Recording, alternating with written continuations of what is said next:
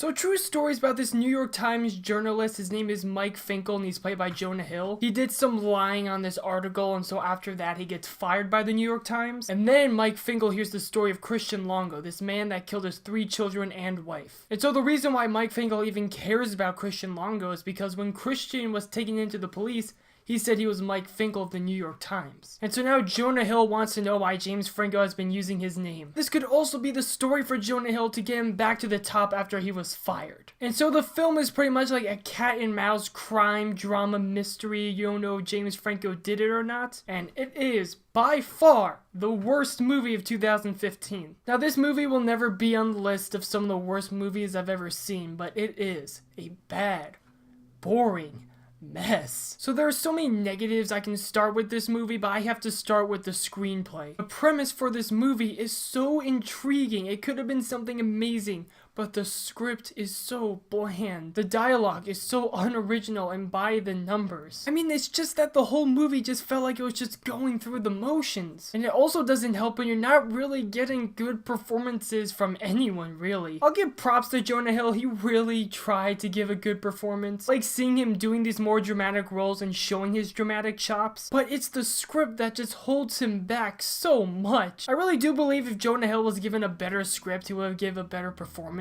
And I could totally see the potential of him being good in this role, but the script absolutely killed him. And for James Franco, didn't even look like he wanted to be here. I kind of do understand that maybe he wanted to make his character quiet and subdued to show the mystery of his character, but there is a line and he crossed it and it looked like he was on NyQuil the entire time. Oh, and Felicity Jones is in this movie. What the hell? This is an Oscar-nominated actress. She's gonna be in the new Star Wars movie. They had this amazing, incredible talent and barely used her. I will admit though, Felicity Jones does have a very good scene near the end of the movie where it's this confrontation with James Franco. It's a very good scene, I'll give props to it, but besides that, they barely use her. Now the director of this movie, his name is Rupert Gold. This is the first movie he has ever directed. And my god, does it show. This guy's not ready for the big leagues. Let's send him back down to the minors. He's just not polished enough to take this engaging source material and make it into a good movie. If True Story was in the hands of a more capable director, this could have been some good Oscar bait. But Rupert Gold just doesn't know how to get the best out of his actors or really know how to pace a film either, because this movie is as slow as molasses. I think the biggest problem that True Story really faces is that it has an identity crisis. I mean, is it a character study of Jonah Hill's character? Is it about the relationship between Hill and Franco? Is it a cat and mouse crime drama mystery? It doesn't know what it wants to be and it doesn't focus on any of those things. I really hate giving this all negative review. I really try not to do that. But as I was writing down notes of what I wanted to say for this review, I really didn't have anything positive to say about the film. I really thought about it and I really could not pinpoint a good aspect of this film that really stood out to me. I guess the best I can do is that there's this scene at the end between Jonah Hill and James Franco. It's the last time they talk. The dialogue was pretty good. It was a pretty engaging interaction. So I'm just thinking, why couldn't the rest of the movie be like this? Guys, True Story had all the potential in the world to be a great film, but it's the boring screenplay and the first time director that really destroys this thing. Nobody really gives a good performance. The pacing is pretty bad, and not to mention that the cinematography and camera shots are also by the numbers. It's a film that never strives to be anything more. I will give True Story 1 out of 5 reels. Now guys, before I sign off, I want to talk about something really awesome that's coming up for me. The awesome people at A to Z Reviews have invited me to do an episode of CineClash. Every Wednesday they get 3 YouTube reviewers to do a Jeopardy style movie trivia game. And I will be on the CineClash tomorrow, Wednesday the 29th. I'm not sure, but I think you can find it at the A to Z Reviews homepage. It will be at 5:15 here on the East Coast. Make sure you guys check that out. I will be going up against Jordan Miller and Rihanna Toria. If I'm saying that name correctly, I'm so sorry if I'm not.